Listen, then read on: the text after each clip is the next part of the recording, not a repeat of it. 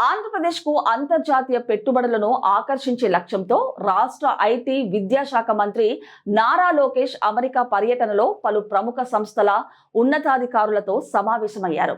విశాఖ, అమరావతి కేంద్రంగా IT, green energy, quantum computing వంటి భవిష్యత్ రంగాల్లో పెట్టుబడులు పెట్టాలని ఆయన ఆహ్వానించారు.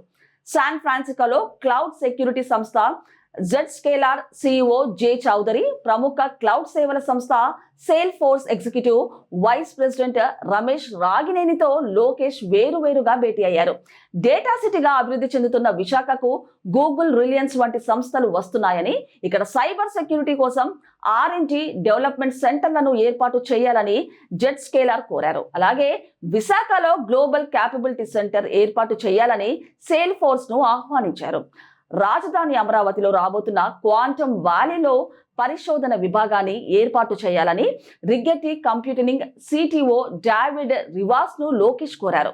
మరోవైపు అమరావతిలో ఎంటర్టైన్మెంట్ సిటీలో భాగంగా ఏర్పాటు చేస్తున్న క్రియేటివ్ ల్యాండ్ ప్రాజెక్టులో నైపుణ్యాభివృద్ధికి సహకరించాలని డిజైన్ ప్లాట్ఫామ్ సంస్థ కాన్వే ప్రతినిధులను కోరారు. వీటితో పాటు గ్రీన్ హైడ్రోజన్ ఉత్పత్తికి అవసరమయ్యే ఎలక్ట్రోలైజర్ తయారీ కర్మాగారాన్ని ఏపీలోని పారిశ్రామిక జోన్లో ఏర్పాటు చేయాలని OVM సంస్థ CTSO చొక్కాలింగం కరుపయ్యకు విజ్ఞప్తి చేశారు. ఈ సమావేశాల్లో ఆయా సంస్థల ప్రతినిధులు సానుకూలంగా స్పందించారు.